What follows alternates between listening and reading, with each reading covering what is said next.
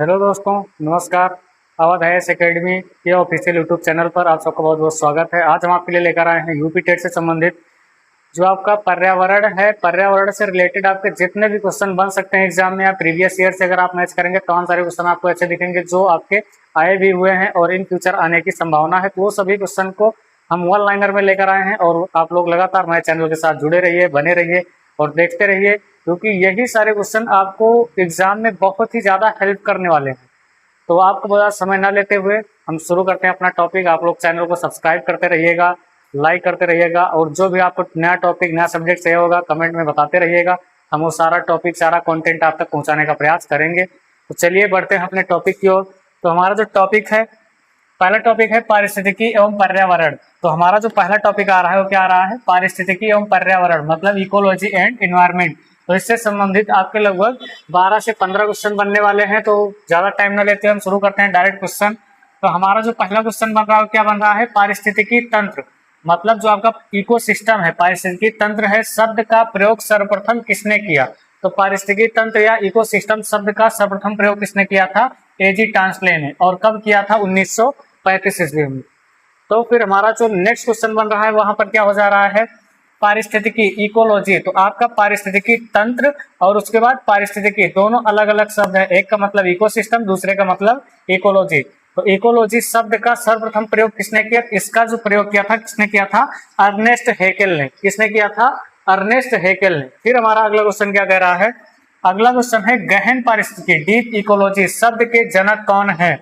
तो गहन पारिस्थितिकी या डीप इकोलॉजी शब्द के जनक कौन है? तो ये कौन है? ये है आपके अर्नीजनेस। कौन है? अर्नीजनेस। फिर उसके बाद हमारा जो नेक्स्ट क्वेश्चन आ रहा है क्या हो जाएगा? पारिस्थितिक तंत्र के दो मुख्य घटक कौन से हैं? पारिस्थितिक तंत्र के दो मुख्य घटक कौन से हैं? तो यहाँ पर आपका क्या क्या हो जाएगा? एक हो जाएगा जैविक, जिसको हम कहते हैं बायोटिक, और दूसरा आपका हो जाएगा अजैविक, जिसको हम क्या बोलते हैं? अबायोटिक। फिर उसके बाद हमारा नेक्स्ट क्वेश्चन हो जाएगा किसी खाद्य श्रृंखला में ऊर्जा का मुख्य स्रोत क्या होता है? किसी खाद्य श्रृंखला में ऊर्जा का जो मुख्य स्रोत होता है क्या होता है? मतलब जो शाकाहारी जानवर है, मांसाहारी है, तो सबका अगर आप बेसिकली देखेंगे या नॉर्मल जितने भी एनर्जी के स्रोत होते हैं क्या होते हैं? सूर्य के प्रकाश। मतलब अगर सूर्य का प्रकाश ना हो तो आपका पूरा का पूरा जो खाद्य श्रृंखला चल रहा है ये बंद पड़ सकता है। रीजन क्या है? कि जो आपके छोटे छोटे शाकाहारी जीव जंतु हैं वो सब पूरी तरह से पेड़ पौधों पर आश्रित हैं, और पेड़ पौधे जब नहीं रहेंगे या सूर्य के प्रकाश से उनको एनर्जी नहीं मिलेगी तो रहेंगे ही नहीं। जब रहेंगे नहीं तो आपके शाकाहारी जीव सारे एक्सपायर कर जाएंगे या डेड कर जाएंगे। फिर उसके बाद क्या होगा कि जो उन पर आश्रित मांसाहारी जानवर हैं वो भी स्वतः ही समाप्त हो जाएंगे। फिर उसके बाद हमारा नेक्स्ट क्वेश्चन क्या हो जाएगा? खाद्य श्रृंखला, फूड चेन में ऊर्जा का प्रवाह कैसा होता है? खाद्य श्रृंखला या फूड चेन में ऊर्जा का प्रवाह कैसा होता है? एक दिशीय होता है, मतलब यूनिडायरेक्शनल होता है। कैसा होता है? यूनिडायरेक्शनल होता है। फिर हमारा नेक्स्ट क्वेश्चन हो जाएगा ऊर्जा का 10% का नियम, 10% लॉ किसने दिया था? तो ऊर्जा का 10% का नियम या 10% लॉ किसने दिया था? लिंडमैन ने। किसने दिया था? लिंडमैन ने। तो 10% का लॉ क्या है? 10% लॉ है मतलब अगर आप कहीं से भी 100% प्रोटीन एब्जॉर्ब कर रहे हैं तो सॉरी, आपके बॉडी में वो 100% प्रोटीन ना लग करके कितना लगता है? मात्र 10%, और 90% आपकी बॉडी से बाहर हो जाता है। तो यही आपका क्या है? 10% लॉ है, और किसके द्वारा दिया गया है? लिंडमैन के द्वारा। फिर हमारा जो अगला क्वेश्चन हो जाएगा वो क्या हो जाएगा? पारिस्थितिक पिरामिड, इकोलॉजिकल पिरामिड की अवधारणा किसने दी? तो इकोलॉजिकल या पारिस्थितिक पिरामिड की अवधारणा किसने दी थी? चार्ल्स एल्टन ने। किसने दिया था? चार्ल्स एल्टन ने। फिर हमारा नेक्स्ट क्वेश्चन क्या हो जाएगा? ऊर्जा का पिरामिड हमेशा कैसा होता है? तो जो आपका ऊर्जा है या एनर्जी है उसका पिरामिड हमेशा कैसा होता है? हमेशा सीधा होता है या ऑलवेज अपर राइट होता है। कैसा होता है? ऑलवेज अपर राइट होता है। फिर आपका अगला क्वेश्चन हो जाएगा एक पेड़ के पारिस्थितिक तंत्र का संख्या पिरामिड कैसा बनता है? एक पेड़ के पारिस्थितिक तंत्र का संख्या पिरामिड कैसा बनता है? कैसा बनता है? उल्टा या इन्वर्टेड बनता है। कैसा बनता है? उल्टा या इन्वर्टेड बनता है। फिर हमारा अगला क्वेश्चन हो जाएगा खाद्य जाल या फूड वेब में ऊर्जा का प्रवाह कैसा होता है? खाद्य जाल या फूड वेब में ऊर्जा का प्रवाह कैसा होता है? कैसा होता है? बहुदिशीय होता है या मल्टी डायरेक्शनल होता है। कैसा होता है? बहुदिशीय या मल्टी डायरेक्शनल।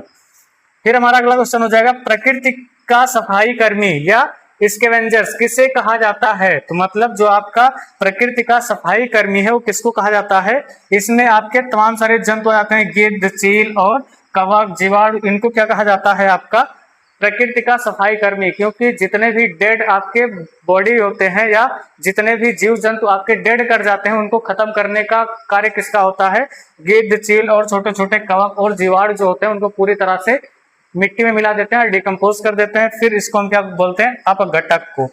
फिर हमारा अगला क्वेश्चन क्या हो जाएगा? अगला क्वेश्चन हमारा हो जाएगा जीवाणु और कवक को पारिस्थितिकी में क्या कहा जाता है? तो इसको कहा जाता है अपघटक या डिकम्पोजर्स।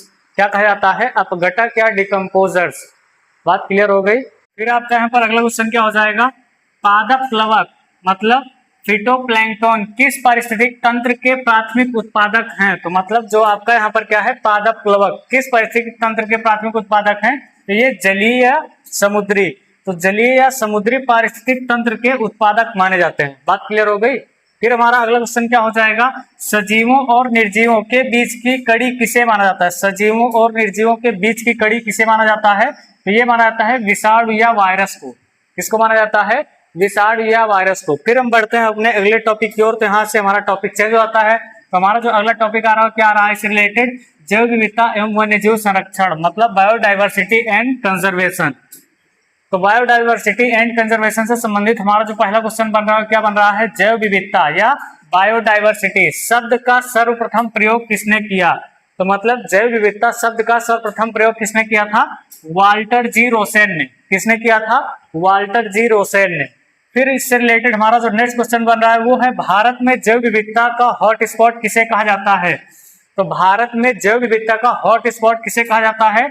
पश्चिमी घाट और पूर्वी हिमालय को। किसको कहा जाता है? पश्चिमी घाट और पूर्वी हिमालय को। फिर उसके बाद हमारा जो अगला क्वेश्चन आता है वो क्या हो जाएगा? विश्व जैव विविधता दिवस कब मनाया जाता है? तो विश्व जैव विविधता दिवस कब मनाया जाता है? आपका 22 मई को। कब मनाया जाता है? 22 मई को। फिर हमारा नेक्स्ट क्वेश्चन हो जाएगा red data book. Red data book कौन जारी करता है? तो रेड डाटा बुक कौन जारी करता है? IUCN जारी करता है। कौन जारी करता है? IUCN जारी करता है। मतलब international union for conservation of nature. कौन जारी करता है? International union for conservation of nature. फिर उसके बाद हमारा जो अगला क्वेश्चन हो जाएगा क्या हो रहा है? वो आ रहा है रेड डाटा बुक में किसका विवरण दिया जाता है? मतलब जितने भी आपके रेड डाटा बुक में शामिल किए जाने वाले जीव जंतु हैं तो कैसे जीव जंतु इसमें शामिल किए जाते हैं? तो इसमें आपके सारे कौन से होते हैं? संकटग्रस्त या कौन से? इंडस्ड पौधों और जीवों का। मतलब जितने भी आपके पौधे या जीव विलुप्त होने के कगार पर हैं, समाप्त होने के कगार पर हैं, उनको रेड डाटा बुक में शामिल किया जाता है। फिर हमारा अगला क्वेश्चन क्या कह रहा है? भारत का प्रथम राष्ट्रीय उद्यान कौन सा है? तो भारत का प्रथम राष्ट्रीय उद्यान आपका कौन सा हो जाएगा? जिम कॉर्बेट राष्ट्रीय उद्यान। और जिम कॉर्बेट राष्ट्रीय उद्यान आपका कहां पर है? यह है उत्तराखंड में। और इसका पुराना नाम क्या था? तो जिम कॉर्बेट राष्ट्रीय उद्यान का पुराना नाम था हेली नेशनल पार्क। क्या नाम था? Heli national park. फिर इससे रिलेटेड हमारा जो नेक्स्ट क्वेश्चन आ रहा है वो क्या हो जाएगा? यहां पर हो जाएगा प्रोजेक्ट टाइगर या प्रोजेक्ट टाइगर की शुरुआत कब हुई थी? तो जो आपका प्रोजेक्ट टाइगर है इसकी शुरुआत कब हुई थी? 1 अप्रैल 1973 को। कब हुई थी? 1 अप्रैल 1973 को। फिर इससे रिलेटेड हमारा नेक्स्ट क्वेश्चन कह रहा है भारत का टाइगर स्टेट। तो टाइगर स्टेट किसे कहा जाता है? तो टाइगर स्टेट के नाम से हम जानते हैं मध्य प्रदेश को। किसको जानते हैं? मध्य प्रदेश को। फिर उसके बाद हमारा इससे रिलेटेड जो नेक्स्ट क्वेश्चन बन रहा है वो हो जाएगा प्रोजेक्ट एलिफेंट। प्रोजेक्ट एलिफेंट की शुरुआत कब हुई थी? तो प्रोजेक्ट एलिफेंट की शुरुआत कब हुई थी आपका? 1992 ईस्वी में। कब हुआ था? 1992 ईस्वी में। फिर हमारा अगला क्वेश्चन है एक सींग वाले गैंडे के लिए कौन सा राष्ट्रीय उद्यान प्रसिद्ध है? तो एक सींग वाले गैंडे के लिए हमारा कौन सा राष्ट्रीय उद्यान प्रसिद्ध है? काजीरंगा राष्ट्रीय उद्यान। और काजीरंगा राष्ट्रीय उद्यान आपका कहां पर पड़ता है? असम में। इससे आपके लगभग 2 क्वेश्चन बन रहे हैं। पहला, एक सींग वाले गैंडे के लिए प्रसिद्ध राष्ट्रीय उद्यान कौन सा हो जाएगा? काजीरंगा राष्ट्रीय उद्यान। या तो आपसे पूछ सकता है काजीरंगा राष्ट्रीय उद्यान कहां पर स्थित है? तो यह कहां पर हो जाएगा? आपका असम में। फिर हम बढ़ते हैं अगले क्वेश्चन की ओर। अगला क्वेश्चन है हमारा बर्डमैन ऑफ इंडिया। तो बर्डमैन ऑफ इंडिया किसे कहा जाता है? तो ये कहा जाता है डॉक्टर सालिम अली को। किसको कहा जाता है? डॉक्टर सालिम अली को।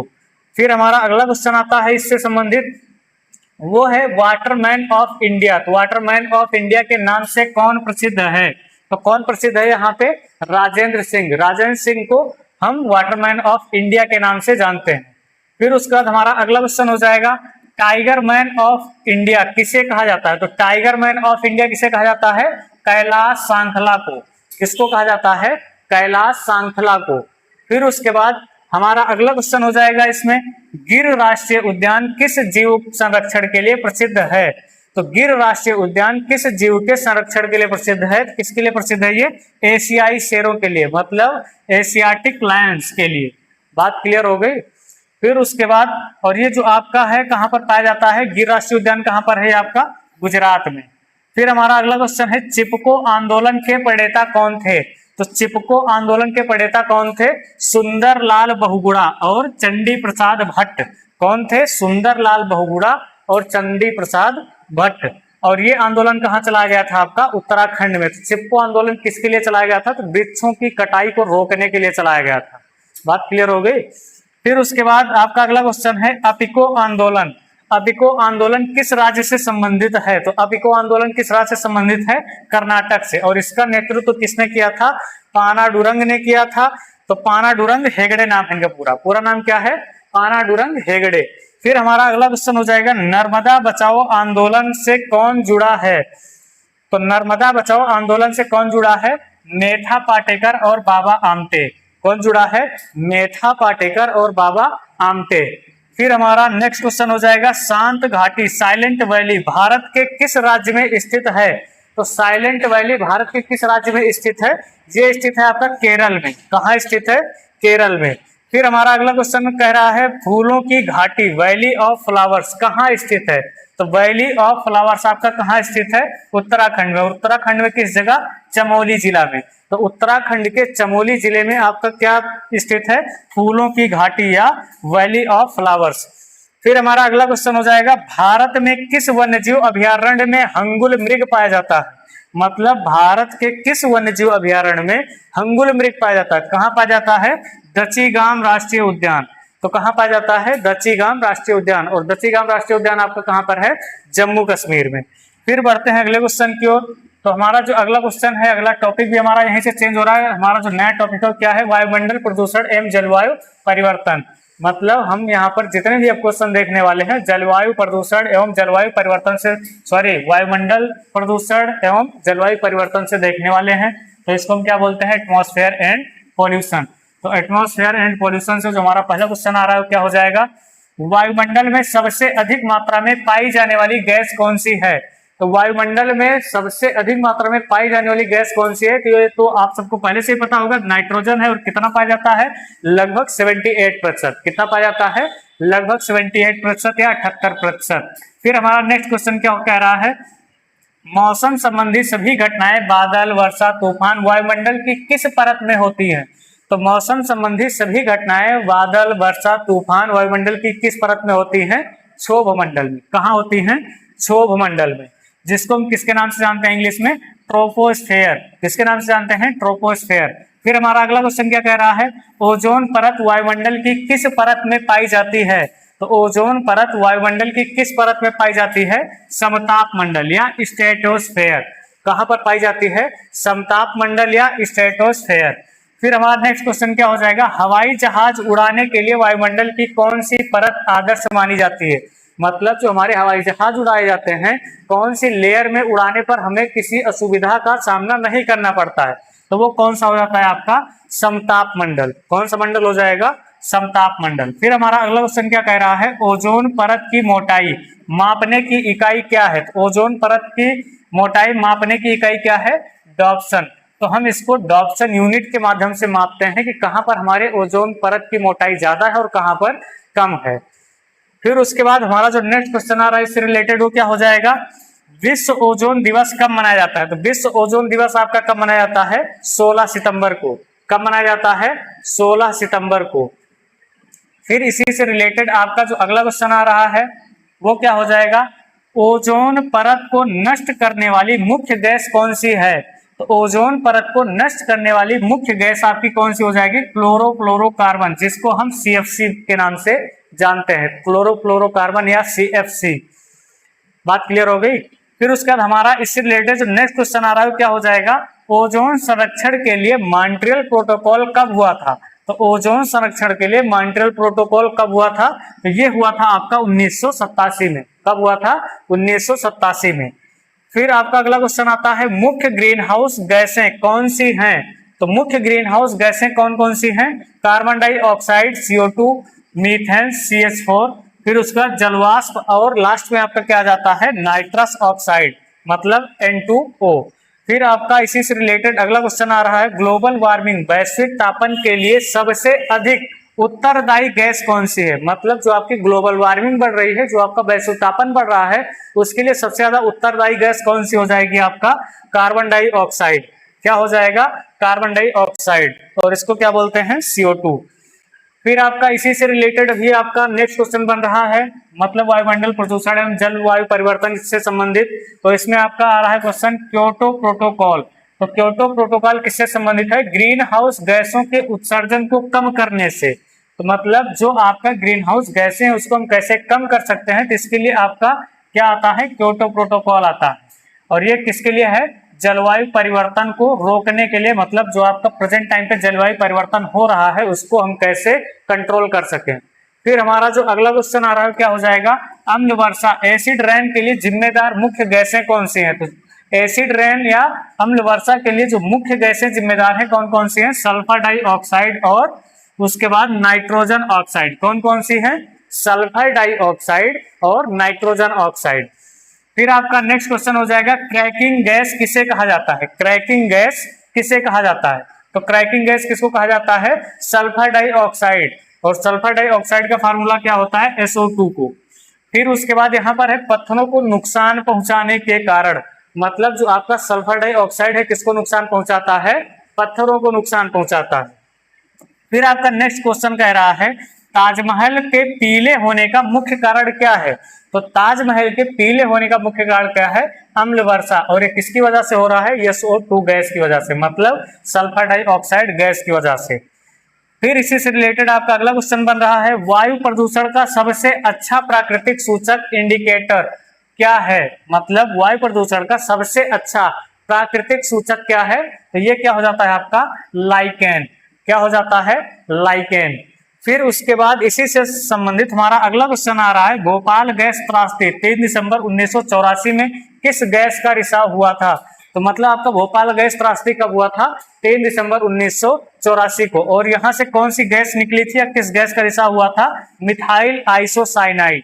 किसका हुआ था, मिथाइल आइसोसाइनाइड, और इसको इंग्लिश में क्या बोलते हैं, MIC। क्या बोलते हैं, MIC। फिर हमारा अगला क्वेश्चन आ रहा है इसी से संबंधित चेरनोबिल परमाणु दुर्घटना 1986 कहाँ हुई थी। चेरनोबिल परमाणु दुर्घटना 1986 कहाँ हुई थी, तो ये कहाँ हुआ था, यूक्रेन में। कहाँ हुआ था, यूक्रेन में। फिर हमारा नेक्स्ट क्वेश्चन आ रहा है जल प्रदूषण मापने के लिए कौन सा परीक्षण किया जाता है। तो जल प्रदूषण मापने के लिए कौन सा परीक्षण किया जाता है, तो यहाँ पर किया जाता है BOD, मतलब बायोकेमिकल ऑक्सीजन डिमांड। कौन सा परीक्षण किया जाता है, बायोकेमिकल ऑक्सीजन डिमांड। फिर हमारा अगला क्वेश्चन है ध्वनि प्रदूषण मापने की इकाई क्या है, तो ये क्या है, डेसिबल या DB। तो हम ध्वनि प्रदूषण को किसमें मापते हैं, डेसिबल में मापते हैं या DB में मापते हैं। फिर हमारा अगला क्वेश्चन हो जाएगा आवासीय क्षेत्रों के लिए केंद्रीय प्रदूषण नियंत्रण बोर्ड द्वारा निर्धारित ध्वनि सीमा क्या है। मतलब आवासीय क्षेत्रों के लिए जो आपकी केंद्रीय प्रदूषण नियंत्रण बोर्ड है वो निर्धारित सीमा क्या क्या आपकी निर्धारित कर रखी है, तो वो है दिन में 55 dB। मतलब कहीं पर अगर आवासीय क्षेत्र है तो वहां पर हम दिन में 55 dB तक शोर कर सकते हैं, और रात में कितने dB तक, 45 dB। और जबकि आप लोग देखते हैं कि आपके यहाँ ऐसा नहीं होता है, दिन में तो भले ही नॉर्मल है लेकिन रात में जब आपके यहाँ कोई फंक्शन या शादी वगैरह चलता है तो उसमें जबरदस्त आपके शोर किए जाते हैं। बात समझ में आ रहा है। फिर बढ़ते हैं अगले क्वेश्चन की ओर। तो हमारा जो अगला क्वेश्चन आ रहा है इससे रिलेटेड वो क्या है, ग्रीन मफलर। तो ग्रीन मफलर का संबंध किस प्रदूषण से है, तो ये है ध्वनि प्रदूषण से। और ये कैसा होता है, सड़कों के किनारे पेड़ लगाना, मतलब आपके जो सड़कें हैं उसके किनारे 6 लाइन में लगातार और एकदम सीधी सड़क के साथ साथ जो हम पेड़ लगाते हुए जाते हैं वो हमारा किस में आता है, ग्रीन मफलर में आता है। और ये क्या करता है, ध्वनि प्रदूषण को कम करता है। फिर आपका अगला क्वेश्चन है, पारे या मरकरी की अधिकता से जल में कौन सा रोग होता है। तो जल में अगर पारे की या मरकरी की अधिकता हो जाए कौन सा रोग होता है, मिनी माता रोग होता है। कौन सा रोग होता है, मिनी माता रोग होता है। फिर आपका अगला क्वेश्चन है, कैडमियम के कारण कौन सा रोग होता है। तो कैडमियम के कारण कौन सा रोग होता है, इटाई रोग। कौन सा रोग होता है, इटाई रोग। फिर हमारा नेक्स्ट क्वेश्चन है, पेयजल में आर्सेनिक की अधिकता से कौन सी बीमारी होती है। पेयजल में आर्सेनिक की अधिकता से कौन सी बीमारी होती है, यहाँ कौन सी बीमारी होती है, ब्लैक फुट रोग। क्या होता है, ब्लैक फुट रोग। फिर आपका अगला क्वेश्चन है, blue baby syndrome. Blue baby syndrome जल में किसकी अधिकता से होता है। तो जल में किसकी अधिकता होती है जिसकी वजह से क्या होता है, ब्लू बेबी सिंड्रोम होता है। तो किसकी वजह से होता है, नाइट्रेट की वजह से। तो नाइट्रेट की अधिकता जब हो जाती है जल में क्या होता है, ब्लू बेबी सिंड्रोम होता है। फिर हमारा इससे रिलेटेड अगला क्वेश्चन आ रहा है, इसमें आप देख रहे होंगे टॉपिक चेंज हो गया है, महत्वपूर्ण संस्थान अधिनियम एवं तिथियां, इंस्टीट्यूट्स एक्ट्स एंड डेट्स से संबंधित आपके जो क्वेश्चन बनकर के आ रहे हैं तो आप देख रहे होंगे। तो हम उसको आगे देखते हैं कैसे कैसे क्वेश्चन आ रहे हैं। तो यहाँ पर हमारा क्वेश्चन क्या कह रहा है, भारतीय वन्यजीव संस्थान WII कहाँ स्थित है। तो भारतीय वन्यजीव संस्थान कहाँ स्थित है, तो ये स्थित है आपका उत्तराखंड में, देहरादून। और देहरादून आपका क्या पड़ता है, उत्तराखंड की राजधानी। तो कहाँ स्थित है, देहरादून उत्तराखंड में। फिर आपका अगला क्वेश्चन हो जाएगा, केंद्रीय पर्यावरण इंजीनियरिंग अनुसंधान संस्थान नीरी कहाँ स्थित है। तो केंद्रीय पर्यावरण इंजीनियरिंग अनुसंधान संस्थान कहाँ स्थित है आपका, नागपुर। और नागपुर आपका कहाँ पड़ता है, महाराष्ट्र में। तो नागपुर के महाराष्ट्र में स्थित है। फिर आपका अगला क्वेश्चन, भारत का पर्यावरण शिक्षा केंद्र CEE कहाँ स्थित है।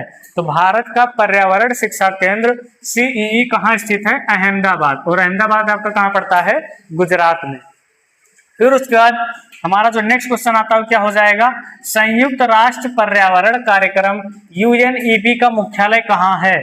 मतलब जो आपका संयुक्त राष्ट्र पर्यावरण कार्यक्रम है इसका मुख्यालय कहाँ पर है, नैरोबी। और नैरोबी आपका कहाँ पड़ता है, केन्या में। कहाँ पड़ता है, केन्या में। फिर इससे रिलेटेड हमारा जो अगला क्वेश्चन आ रहा है वो क्या हो जाएगा, विश्व वन्यजीव कोष WWF का मुख्यालय कहाँ है। तो विश्व वन्यजीव कोष WWF का मुख्यालय कहाँ है, ग्लैंड। और ग्लैंड आपका कहाँ पड़ता है, स्विट्जरलैंड में। कहाँ पड़ता है, स्विट्जरलैंड में। फिर इसी से रिलेटेड हमारा अगला क्वेश्चन, WWF का प्रतीक चिन्ह लोगो क्या है। तो ये क्या है आपका, जाइंट पांडा। तो ये आपका जो इसका लोगो है WWF का वो क्या है, जाइंट पांडा। फिर हमारा अगला क्वेश्चन क्या हो जाएगा, अंतरराष्ट्रीय सौर गठबंधन ISA का मुख्यालय कहाँ स्थित है। तो अंतरराष्ट्रीय सौर गठबंधन ISA का मुख्यालय कहाँ है, गुरुग्राम में। और गुरुग्राम आपका कहाँ पड़ता है, हरियाणा। और हरियाणा आप लोग जानते हैं भारत में है। फिर उसके बाद हमारा अगला क्वेश्चन क्या हो जाएगा, भारत में पर्यावरण संरक्षण अधिनियम कब पारित हुआ। तो भारत में पर्यावरण संरक्षण अधिनियम कब पारित हुआ, 1986 में। और इसे छाता विधान भी कहते हैं। क्या कहते हैं, छाता विधान कहते हैं। फिर आपका नेक्स्ट क्वेश्चन इससे रिलेटेड आ रहा है, वन्य जीव संरक्षण अधिनियम कब पारित हुआ। तो वन्य जीव संरक्षण अधिनियम कब पारित हुआ आपका, 1972 में। कब पारित हुआ, 1972 में। फिर बढ़ते हैं अगले क्वेश्चन की ओर। तो अगला क्वेश्चन हमारा क्या कह रहा है कि जल प्रदूषण निवारण और नियंत्रण अधिनियम कब बना। तो आपका जो जल प्रदूषण निवारण और नियंत्रण अधिनियम है ये कब बनकर तैयार हुआ था, 1974 में। कब बना था, 1974 में। फिर हमारा अगला क्वेश्चन आता है, वन संरक्षण अधिनियम कब पारित हुआ। तो आपका जो वन संरक्षण अधिनियम है कब पारित हुआ था, 1980 में। कब पारित हुआ, 1980 में। फिर इसी से रिलेटेड हमारा अगला क्वेश्चन हो जाएगा, भारत में जैव विविधता अधिनियम कब पारित किया गया। तो भारत में जैव विविधता अधिनियम कब पारित किया गया आपका, 2002 में। कब पारित किया गया, 2002 में। फिर बढ़ते हैं अगले क्वेश्चन की ओर। तो अगला क्वेश्चन जो हमारा आ रहा है वो क्या हो जाएगा, राष्ट्रीय हरित अधिकरण NGT की स्थापना कब हुई थी।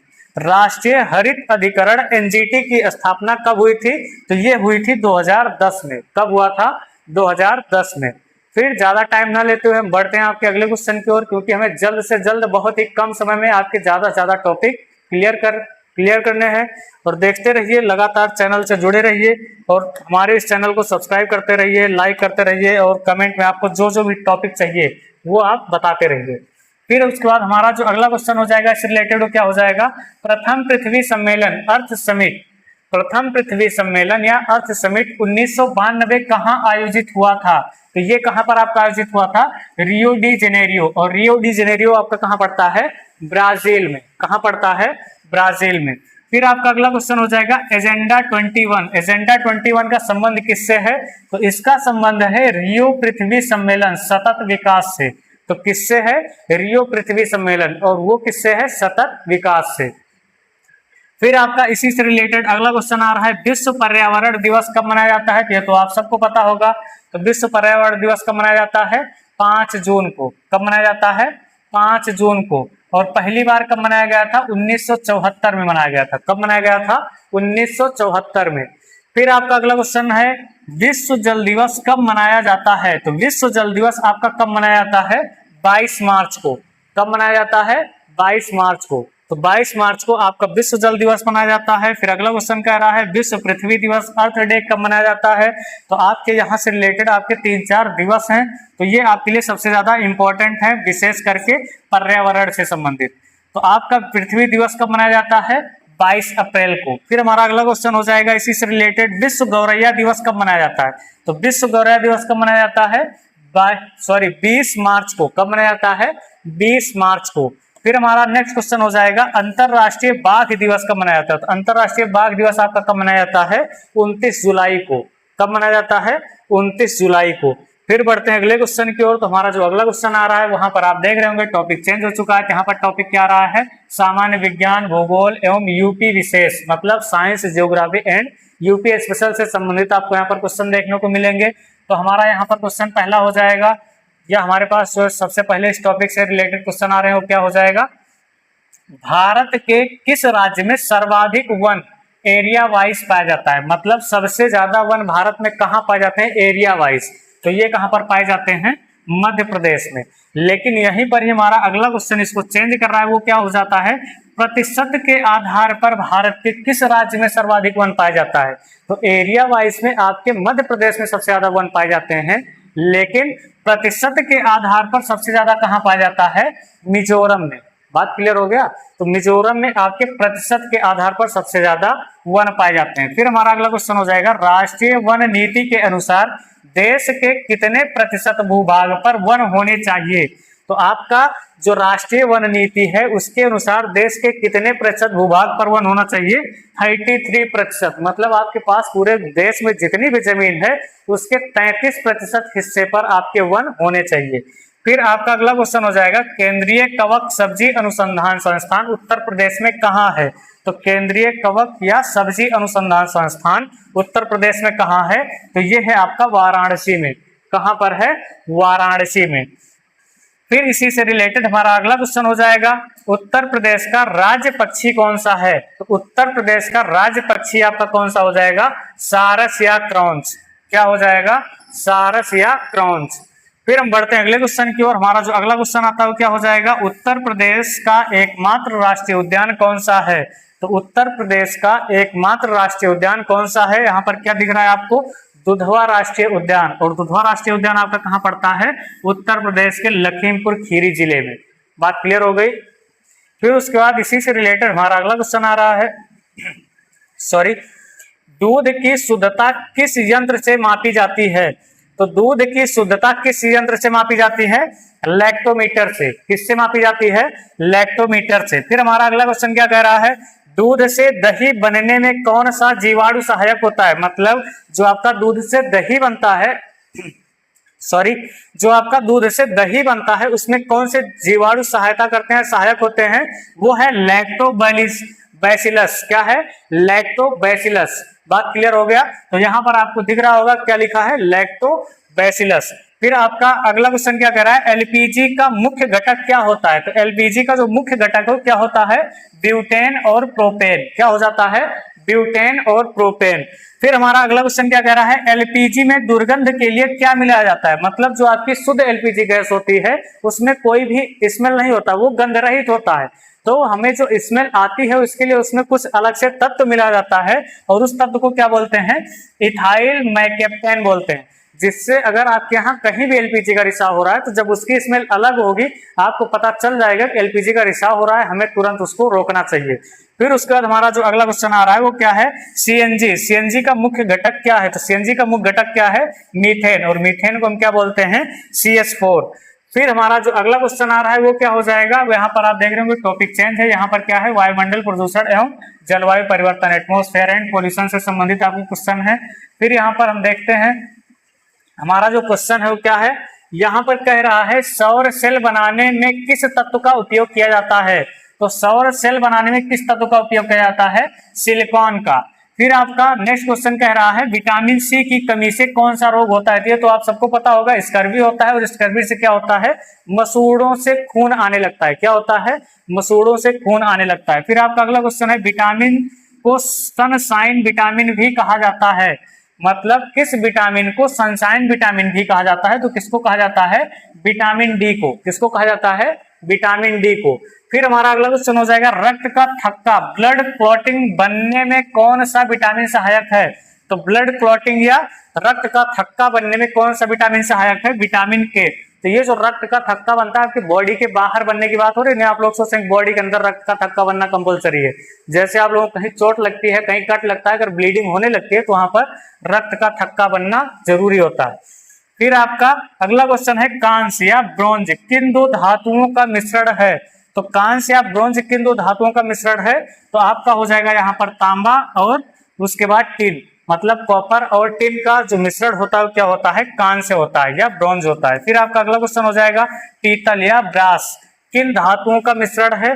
तो पीतल किन दो धातुओं का मिश्रण होता है, ये होता है तांबा और जस्ता। किसका किसका होता है, तांबा और जस्ता। तांबा और जस्ता के मिश्रण से आपका क्या बनता है, पीतल बनता है। फिर नेक्स्ट क्वेश्चन क्या कह रहा है, भारत में पिंक सिटी, पिंक सिटी किसे कहा जाता है। तो भारत में पिंक सिटी या पिंक सिटी किसे कहा जाता है, जयपुर को। जयपुर आपका कहां पड़ता है, राजस्थान, और राजस्थान की राजधानी भी है। बात क्लियर हो गया। फिर बढ़ते हैं अगले क्वेश्चन की ओर। हमारा जो अगला क्वेश्चन है वो क्या है, चरनोजेम। चरनोजेम मृदा को भारत में किस नाम से जाना जाता है। तो किस नाम से जाना जाता है, काली कपास मृदा। किसके नाम से, काली कपास मृदा। फिर उसके बाद आपका जो नेक्स्ट क्वेश्चन बन करके आ रहा है, लास्ट क्वेश्चन है आपका बिहू। बिहू भारत के किस राज्य का प्रसिद्ध लोक नृत्य है। तो बिहू आपका भारत के किस राज्य का प्रसिद्ध लोक नृत्य है, असम का। तो आज हमारा जो टॉपिक होता है पर्यावरण से संबंधित सारा का सारा टॉपिक यहीं पर समाप्त होता है। तो आप लोग चैनल के साथ हमेशा जुड़े रहिए, बने रहिए, और नए नए वीडियोस आपको मिलते रहेंगे। तो आप चैनल को सब्सक्राइब कीजिए, लाइक कीजिए, शेयर कीजिए, और आपको जो नए टॉपिक, नए कॉन्सेप्ट वन लाइनर के तौर पर चाहिए, जो भी सब्जेक्ट चाहिए, आप कमेंट कीजिए, सारा का सारा मैटर हम आपको ऑनलाइन यूट्यूब के माध्यम से प्रोवाइड करेंगे। चलते हैं, बहुत बहुत धन्यवाद, नमस्कार, मिलते हैं अगले